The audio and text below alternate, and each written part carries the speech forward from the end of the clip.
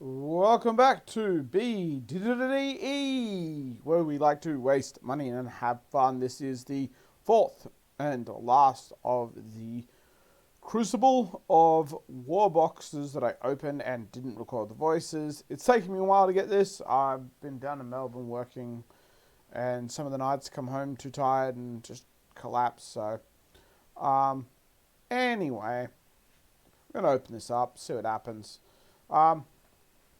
Only thing I can think of to talk about at the moment, there's two things really, but the biggest one, obviously, the Pro Tour has finished in New Jersey. So that was pretty good. So what happened is in the end, if you haven't found out already, I'm spoiling it now. If you know, won by chain. Chain was, bound by the shadow, was the one who defeated the last Bravo, but otherwise the Bravo would win. Yes, I pointed at this mat again. Yes, this is a very nice mat. I'm not going to care about the name of the person who won it. Congratulations to you, though.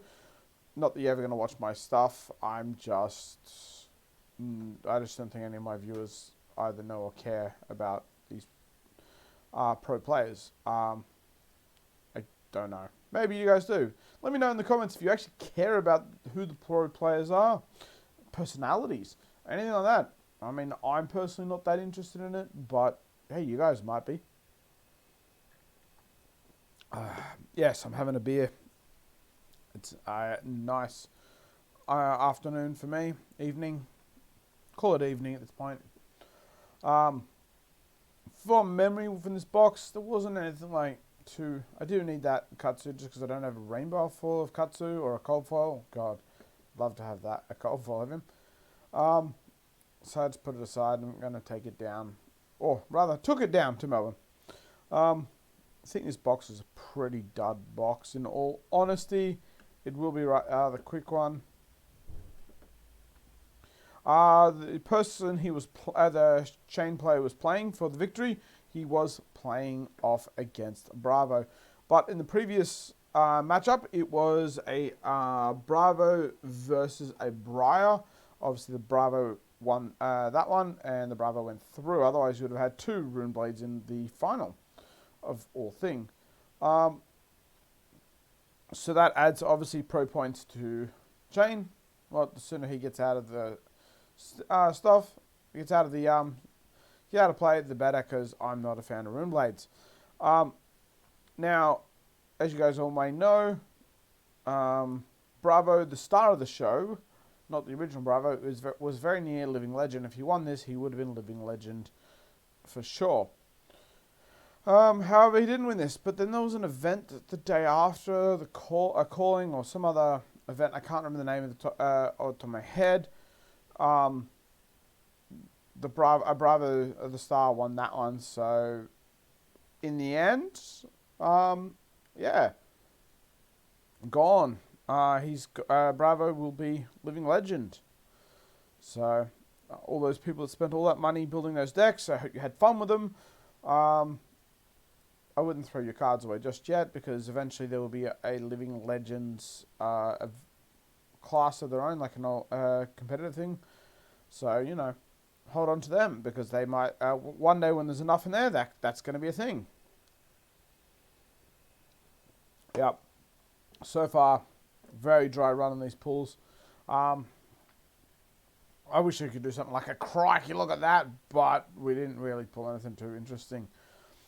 I mean, the Gambler's Gloves are still a good card. They're just not a foil one, so I didn't get too excited about it. Oh, yeah? Crikey, look at that Heroine's Flight. Oh, it's foil, mate. Fucking toot, right? Fucking what a good card. Yeah, fuck yeah, mate. Yep, I had to do that at least once on these videos. I just want to go back to talking about who was in the top 8, I believe. What decks there was two Kanos, 3 Bravos, the Stars. Obviously, there's one chain, there was obviously one Briar and one Prism.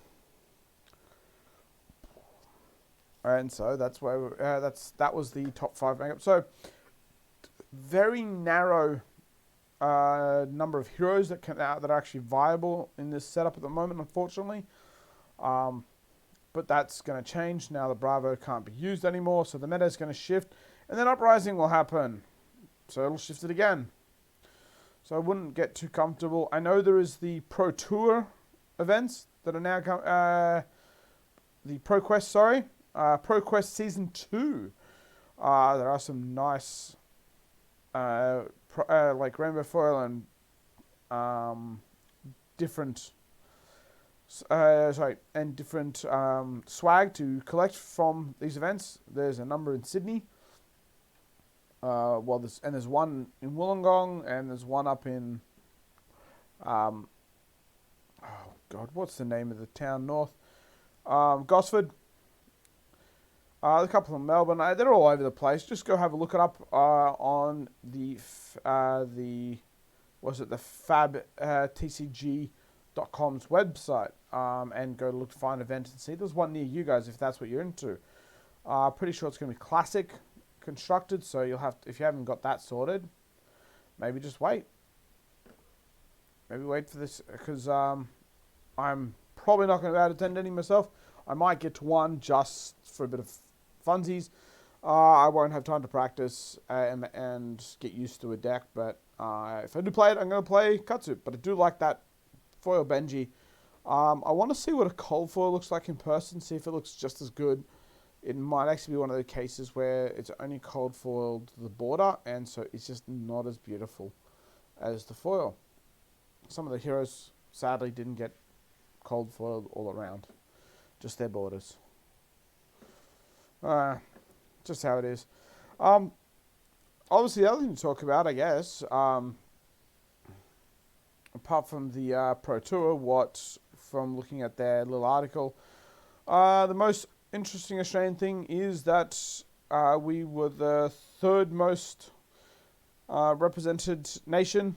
United States was at 52.3%, Canada at only 7.2%. Third, yeah, and then Australia 6.4% are tied for third. United Kingdom at also 6.4%, and New Zealand at 5.4%. There's obviously a number of others, so people have come from all over the world. That's quite cool. Anyway, that was last pack Magic, and there's nothing. I mean, the Torrent of Tempo and Foil will go into my Katsu deck, so that's at least something. But as you can see, this box was pretty dull. I'm not sure what I'm going to open next and what I'm going to do.